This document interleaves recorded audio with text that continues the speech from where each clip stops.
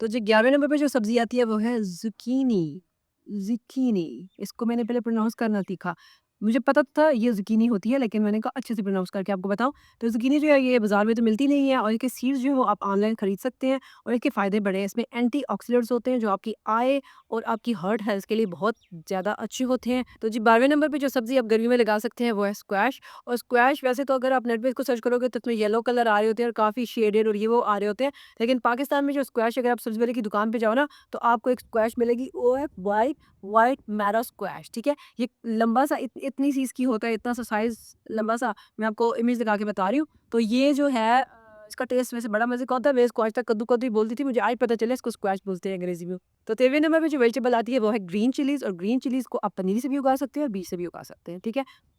मैं क्या करती हूँ कि मैं जो ग्रीन चिलीज़ है मैं किसी ज़माने में लेके आई थी, और मैं हर साल जो है जैसे ही उसके बीज बन जाते हैं, मैं उन बीज को उतार लेती हूँ और नेक्स्ट ईयर उन्हीं बीज को लगा लेती हूँ। तो मैं बाज़ार से आज तक मैंने काफ़ी अरसा हो गया है, मैं ग्रीन चिलीज़ खरीद के नहीं लाई। मैं अपना ही बीज प्रोड्यूस करके उसको रीयूज़ करती हूँ, ठीक है?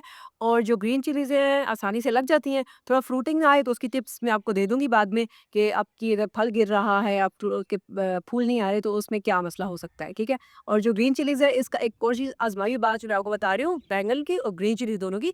आप एक ग्रीन चिली का पौधा आप लगा लो, तो 3 साल तक, ठीक है, वो आपको फल देता रहेगा। विंटर्स में वो डोरमेंट हो जाएगा, लेकिन जैसे ही बहार आएगी आप उसकी थोड़ी प्रूनिंग पिंचिंग कीजिएगा, तो वो दोबारा से आपको जो है फल देना शुरू हो जाएगा। ये अच्छी बात है ग्रीन चिली की। 14वें नंबर पे जो वेजिटेबल आती है वो है हैलोपिनोज़, और ये मैंने स्काई सीड से ही मँगाई हैं, और ये काइंड ऑफ चिली पेपर्स ही हैं, और इसको आप जो है पिज़्ज़ा में भी यूज़ कर सकते हो, बर्गर में यूज़ करते हो, सैंडविच में भी यूज़ कर सकते हो, और इसमें भी आप फ्लेक्स मार सकते हो अगर आपके घर में ये आसान लग जाए ना कामयाबी से, तो दोस्तों के ऊपर कि मैंने तो हैलोपिनोज़ लगा रखी हैं घर में। तो गाइस 15वें नंबर पे जो सब्ज़ी आती है वो है कुकम्बर। ये कुकम्बर के सीड्स मैंने स्काई सीड से मँगाए हैं, और जो कुकम्बर है बिगिनर गार्डनर के लिए थोड़ा मुश्किल है। इसका बीज पहले तो लगता नहीं, लग जाए तो उसके साथ खीरे आने मुश्किल है। मेरे लिए मतलब it was a difficult vegetable. लेकिन लास्ट ईयर हमने ऐसे खीरे उगाए थे, ठीक है? और लेकिन वो सीड्स मैंने इनसे नहीं मंगाए थे, मैंने शहज़ाद सीड्स से लिए थे। और जो कुकम्बर है इसमें 3 तरह के कुकम्बर्स आते हैं। एक जो सिंपल कुकम्बर होता है जो ग्रीन कलर का होता है, जो मार्केट में भी अवेलेबल होता है। एक वो इसकी वैरायटी होती है, और एक जो कुकम्बर है वो जो है लॉन्ग कुकम्बर को बोलते हैं। उसको हम अपनी ज़ुबान में तर बोलते हैं। तर, यस हाँ, तर बोलते हैं अपनी ज़ुबान में। ठीक है? तो वो लंबा-सा होता है, वो बाज़ार में नहीं मिलता, लेकिन आप उसका बीज लेके उगा सकते हो। और ऑनेस्टली स्पीकिंग वो जो आम वाला टिपिकल कुकम्बर है ना, उससे ज़्यादा टेस्टी होता है। कभी आप तर खा के देखना, ठीक है? और तीसरे नंबर पे जो कुकम्बर की तीसरी फ़ॉर्म है उसको आई डोंट नो इंग्लिश में क्या बोलते हैं, उर्दू में क्या बोलते हैं? हम अपनी ज़ुबान में इसको तरेड़ी बोलते हैं। उसका बीज भी अवेलेबल है, आप ऑनलाइन किसी जो शॉप्स हैं उन पे जाके देखिए। तो जो आम कुकम्बर है उसमें और जो तरेड़ी है उसमें क्या फ़र्क होता है? जिसको हम तरेड़ी बोलते हैं वो कुकम्बर होता है, उसका कलर थोड़ा लाइट ग्रीन की तरफ जा रहा होता है, उसके ऊपर ऐसे स्केल से होते हैं। और जी 16वें नंबर पे आता है पुदीना। मतलब पुदीना लगाना तो बहुत ही आसान है यार, अगर कोई ये पूछे ना कि पुदीना कैसे लगता है, तो उसको रख के 2 चपेड़ लगाओ। पुदीना लगाना कौन-सा मुश्किल काम है? पुदीना सबसे आसानी से लगता है। हाँ, एक चीज़ ये है कि पुदीना आप लोग मतलब मोस्टली लोग जो समझते हैं कि पुदीना जो है वो उसकी एक ही तरह का पुदीना होता है। पुदीना काफ़ी काइंड्स का होता है, और मैं लास्ट ईयर नर्सरी में गई थी तो मुझे कह रहा था पता नहीं कौन-कौन से मुल्कों के पुदीने ले जाओ। मैंने कहा पता नहीं कोई मुझे ज़हर ना दे दे। मैं डर के मारे पुदीने नहीं लेके आई। लेकिन हमारे घर में जो पुदीना है, एक काला पुदीना लगा हुआ है और एक जो है वो सफ़ेद पुदीना लगा हुआ है। मतलब हम अपनी देसी तौर पे उसको इसी तरह से कैटेगराइज़ करते हैं। एक ही तासीर होती है ठंडी, एक ही तासीर होती है गरम, ठीक है? तो पुदीना लगाने का ये बेस्ट टाइम है। पुदीना घर में बहुत ज़रूरी है, बिकॉज़ बार-बार हम चटनी बनाते हैं, जो ग्रीन चटनी बनाते हैं, उसमें पुदीना यूज़ करते हैं। उसके अलावा हम जो ड्रिंक्स बनाते हैं, उसमें पुदीना यूज़ करते हैं। तो जो ठंडी तासीर वाला पुदीना होता है, गर्मी में बहुत ही मतलब आप ड्रिंक्स में यूज़ करें तो आपको फ़ायदेमंद होता है। स्किन भी आपकी वो अच्छी कर देता है। और पुदीने की ख़ास बात ये है, मैं आपको एक बात बताती हूँ, हमारे घर में जो पुदीना लगा हुआ है ना क्यारी में, वो किसने लगाया था? मेरी नानी ने लगाया था। और मेरी नानी को फ़ौत हुए भी कितने साल हो गए हैं। नानी मेरी फ़ौत हो गई है, लेकिन पुदीना उस क्यारी में वैसे का वैसा है। ठीक है? तो आप पुदीना अगर लगा लोगे ना सक्सेसफुली किसी क्यारी में, ज़मीन में, गमले में भी लग सकता है, लेकिन अगर ज़मीन में लगा लोगे ना तो आप ख़त्म हो जाओगे, लेकिन आपकी अगली नस्लें वो पुदीना खाती रहेंगी। मैं शर्तिया कह रही हूँ आपको ये बात।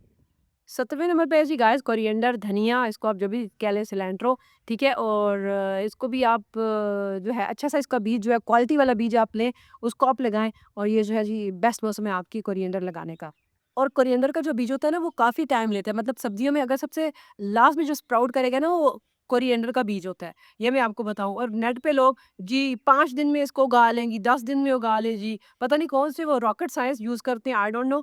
तो सबसे आखिर में जो स्प्राउट करती है वो कोरिएंडर होती है। और अभी कोई नीचे बोलेगा मेरी तो स्प्राउट कर गई, भाई क्या पता आपका और मेरा वेदर फिर इतना चेंज्ड है। कोरिएंडर का फ़ायदा ये है कि पहले तो आप उससे पत्ते तोड़-तोड़ के यूज़ करोगे, जैसे भी आपने यूज़ करना है, गार्निशिंग के लिए यूज़ करना है, आपने उसको चटनी बनाने के लिए यूज़ करना है या किसी और काम के लिए यूज़ करना है। लेकिन जब ये सूख जाएगी और ये फ्लावर ला के और इसका बीज बन जाएगा, तो आप यकीन करो उस बीज को कलेक्ट कर लेना। मैंने लास्ट ईयर कलेक्ट किया था, मैंने काफ़ी जगह बड़ी जगह पे लगाई थी और मैंने कलेक्ट किया था, तब मेरा यूट्यूब चैनल नहीं था।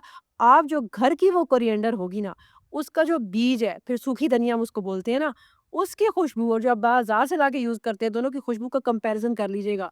ठीक है? तो इतनी इतनी मज़े की उसकी खुशबू होती है, तेज़ दूर से खुशबू आ रही होती है उसकी। अच्छा 18वें नंबर पे जो सब्ज़ी आप कह लें, इसको सब्ज़ी कहते हैं, जो भी हम कहें, हल्दी। हल्दी अभी मार्च से लेके जून तक हल्दी लगाने का टाइम है। अगर आप घर पे हल्दी लगाना चाहते हो, ऑर्गेनिक हल्दी यूज़ करना चाहते हो, मेरा भी प्रोग्राम है सिर्फ़ हल्दी लगाने का फर्स्ट टाइम, तो आप हल्दी लगा सकते हो। अभी से लेके जून तक टाइम है आपके पास। 6वें नंबर पे जो सब्ज़ी काइंड ऑफ चिल्ली आप कह लें उसको, ये एक है, इसका मैंने बीज जमा कर रखे हैं। ये स्टार शेप में आती हैं, आपने शायद देखी हो, नर्सरीज़ पे भी ये मिलती होंगी, ये स्टार शेप होती है। इसका मैंने आईडी बहुत तलाश किया कि यार इसको कहते क्या हैं? मतलब ये चिली पेपर तो है, लेकिन इसको कहते क्या हैं? तो गूगल सर्च कर के मैं एक जगह पहुँची, वहाँ पे इसको पेरी-पेरी कहते हैं, पेरी-पेरी। लेकिन पेरी-पेरी तो वो लंबी-लंबी भी होती हैं, जिस तरह आम हमारी सब्ज़ मिर्च सुर्ख फॉर्म में चली जाती है, तो वो, लेकिन इसको भी पेरी-पेरी फॉर्म में वो कह रही थी। आई डोंट नो अगर आप में से किसी को पता है, स्टार शेप होती है जो अभी तक सूख गई है ना, जब ये ताज़ी होती है स्टार शेप होती है। तो इसको भी मैंने क्या किया था कि जब मैंने बहुत सी ये लेके इनको मैंने सुखा के और फिर पीस के, तो मैंने अभी मसाले वाले डब्बे में यूज़ कर दिए, मैं सालन में यूज़ कर देती हूँ। तो ये जो है इसका आप सॉस भी बना सकते हैं, पेरी-पेरी सॉस। और 20वें नंबर पे जो हमारी वेजिटेबल तो नहीं कह सकते, हर्ब्स में आती है ये, वो है न्याज़बो, ठीक है? या जिसको बेसल कह सकते हैं। मतलब न्याज़बो, तुलसी एंड जो बेसल एक और इंग्लिश जो यूज़ करते हैं, ये तमाम बेसल ही होती हैं, तो न्याज़बो बेसल की एक फॉर्म है। न्याज़बो उगाने का भी ये बेस्ट टाइम है, अगर आप एक दफ़ा न्याज़बो उगा लोगे, ठीक है? और अगर आपकी वो जो है उसके बीज संभाल लोगे, तो हर साल आप उन्हीं बीजों से नई न्याज़बो उगा सकते हो और न्याज़बो के 1 से हज़ार मेडिसिनल फ़ायदे हैं। इतनी जो है वो बेनिफिशियल है न्याज़बो, तो आपके घर में न्याज़बो तो लाज़मी होनी ही चाहिए।